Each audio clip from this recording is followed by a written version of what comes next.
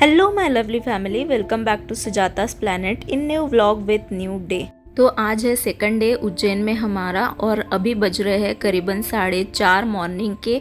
और मैं रेडी हो रही हूँ मंदिर जाने के लिए, क्योंकि अभी सुबह सुबह चले जाएंगे तो भीड़ कम रहेगी और जल्दी जल्दी दर्शन भी हो जाएंगे। तो मैं अभी ही रेडी हो जा रही हूँ।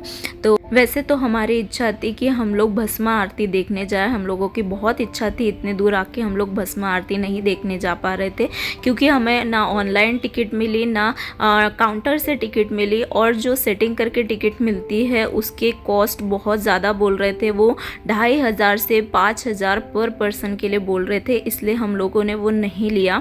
फिर मैं तो रेडी हो ही रही थी, बाकी सब सोए हुए थे। और मैंने पहले जो अपनी फेवरेट ईयरिंग थी वो पहन ली, लेकिन फिर वो इतने हेवी लग रहे थे इसलिए फिर चेंज भी कर ली। फाइनली मैं तो रेडी हो चुकी हूँ, लेकिन बाकी कोई भी रेडी नहीं हुआ। मेरे हस्बैंड चले गए हैं फ्रेश होने के लिए, और बाकी फ्रेंड लोगों ने हम लोगों को बोल दिया कि जल्दी उठना है, और खुद सोए थे क्योंकि उन्हें लगा भस्म आरती तो जा नहीं रहे, तो थोड़े लेट से ही उठते हैं। तो हम लोग तो रेडी हो चुके थे। अभी बज रहे हैं 6 और आरती की आवाज़ आ रही है, तो हम लोग पैदल पैदल ही वहाँ चले जाएंगे। तो हमारे फ्रेंड लोग तो अभी तक के रेडी होके नहीं आए, तो उनको छोड़ के तो हम मंदिर के अंदर नहीं जाएंगे, सब साथ ही में जाएंगे। तो अभी जो स्क्रीन पे दिख रहा है आरती, हम लोग वहीं देखने चलते हैं। आपको दिख रहा होगा वहाँ पे बहुत सारे लोग खड़े हैं।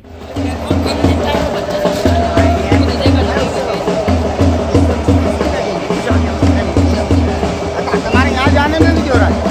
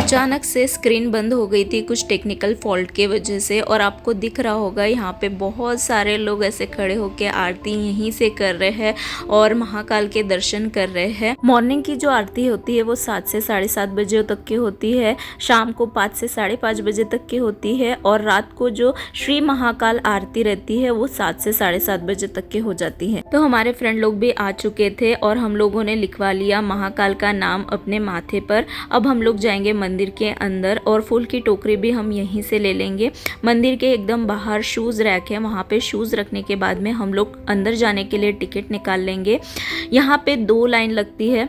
एक होता है फ्री लाइन जिसमें बहुत ज़्यादा भीड़ लगती है और वहाँ पे 1 से 1.5 घंटा लगता है अंदर जाने के लिए, और दूसरा होता है टिकट वाला जिसकी 250 रुपये टिकट है, लेकिन उसमें आप 15 से 20 मिनट में या आधे घंटे में आपके दर्शन अंदर हो जाएंगे। एक टिकट है 750 की जो VVIP है, उसमें आप दर्शन कर सकते हो, गर्भगृह के अंदर जाके भगवान जी को छू सकते हो, उन पे पानी चढ़ा सकते हो, लेकिन पानी सिर्फ सुबह के टाइम पे चढ़ाना अलाउड है, जिसका टाइमिंग है 7:30 से 12 बजे तक के, और दूसरा टाइमिंग है 6 से 8 बजे तक के शाम को। आप दर्शन कर सकते हो लेकिन पानी नहीं डाल सकते, भगवान जी को छू सकते हो। पानी चढ़ाने के लिए आपको लोटा वगैरह कुछ भी लेकर जाने की जरूरत नहीं है, सब व्यवस्था आपको वहीं मिल जाएगी। भगवान महाकाल तो उज्जैन के राजा है, और ये भारत का इकलौता मंदिर है जहाँ पे ज्योतिर्लिंग दक्षिण मुखी है, इसलिए इसकी मान्यता और भी ज़्यादा है। यहाँ पे दिन भर में 6 बार आरती होती है, लेकिन सबसे मेन सुबह की आरती होती है जो कि भस्म आरती है। भस्म आरती सुबह 4 बजे से लेके 6 बजे तक के होती है। कहा जाता है कि भस्म आरती करके भगवान शिव को जगाया जाता है। अगर आपको भस्म आरती देखनी है तो आपको ऑनलाइन बुकिंग और ऑफलाइन बुकिंग दोनों भी मिल जाएगी। ऑनलाइन बुकिंग करीबन 1 महीने पहले से करवाना पड़ता है, जो कि उनके official website Shri Mahakal temple Ujjain, यहाँ पे पूरी डिटेल्स आपको मिल जाएगी। और अगर ऑफलाइन करना है तो 1 दिन पहले आके काउंटर से आपको टिकट लेनी पड़ेगी, जिसकी टिकट है 200 रुपये पर पर्सन। लेकिन काउंटर से टिकट मिलने के चांसेस बहुत कम होते हैं, क्योंकि वहाँ पे बहुत कम टिकट्स होते हैं और लोग पहले से ही बुकिंग करवाने के लिए वहाँ पहुँच जाते हैं। तो अगर पहले से ही करवाना हो तो आप ऑनलाइन बुकिंग एटलीस्ट 1 महीने पहले से करवा सकते हो।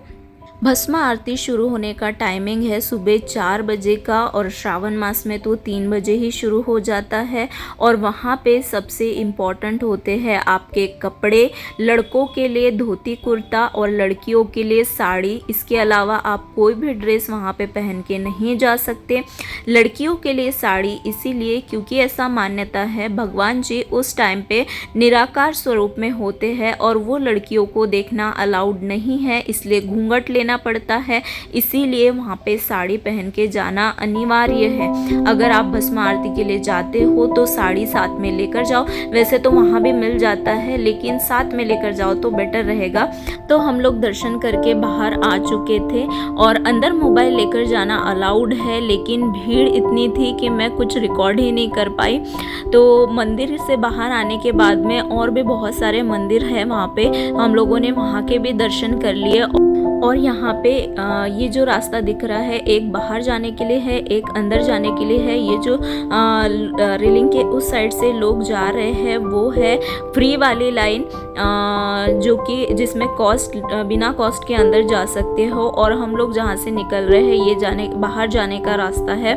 आप कोई भी अगर सिटी से आ रहे हो, अगर आप सुबह सुबह यहाँ पहुँचते हो तो सबसे पहले महाकालेश्वर मंदिर के दर्शन कर लेना। अपना होटल एकदम मंदिर के पास में ही करना, जिससे आपको बहुत फ़ायदा मिलेगा। और यहाँ के दर्शन करने के बाद में आप कोई भी एक ऑटो कर लेना, वो आपको 4-5 मंदिर घुमा देंगे, जैसे कि काल भैरव मंदिर, मंगलनाथ मंदिर, सांदीपनी आश्रम, और उसका कॉस्ट होता है 400 से 500। वो आपको पूरा घुमा देंगे। कैब करने की गलती मत करना, क्योंकि वो 2 से 3 हज़ार रुपये सिर्फ 2-3 किलोमीटर घुमाने के लिए ही ले लेंगे। इसीलिए ऑटो या टोटो ही बेस्ट होता है।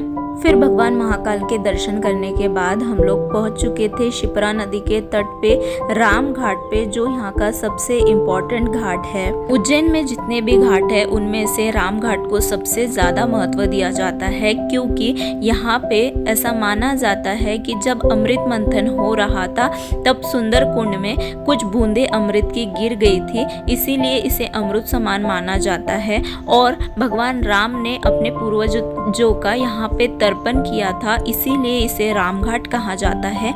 यहाँ पे तर्पण, पिंडदान और गंगा स्नान का सबसे ज़्यादा महत्व है।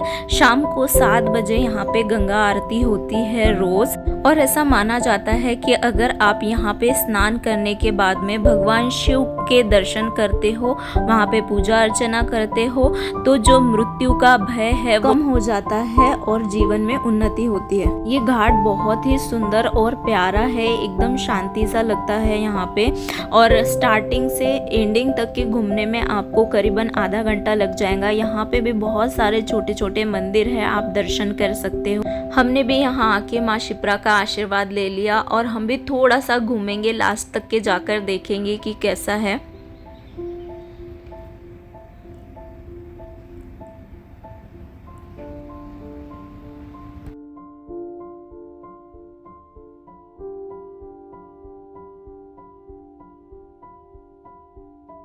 यहाँ पे दर्शन करने के बाद में हम लोग निकल जाएंगे स्टेशन के लिए, क्योंकि आज हम लोग रिटर्न जा रहे हैं।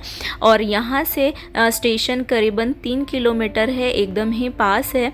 और आज हमारे ट्रेन जो है वो है भोपाल के लिए, क्योंकि रायपुर के लिए यहाँ से डायरेक्ट ट्रेन नहीं थी, इसलिए हमें पहले भोपाल जाना पड़ेगा, फिर रायपुर जाना पड़ेगा। तो ऐसे थे हमारे उज्जैन के ट्रिप। और आपको कैसी लगी ज़रूर बताना। अगर पहले व्लॉग नहीं देखा आपने तो मैं डिस्क्रिप्शन में लिंक दे दूंगी, आप वो भी देख लेना। अगर आपको व्लॉग पसंद आया हो तो एक लाइक ज़रूर कर देना, वो आपके लिए इम्पोर्टेंट नहीं है लेकिन मेरे लिए बहुत इम्पोर्टेंट है। तो मिलते हैं अगले व्लॉग में, तब तक के लिए अपना ध्यान रखिए, खुश रहिए, बाय।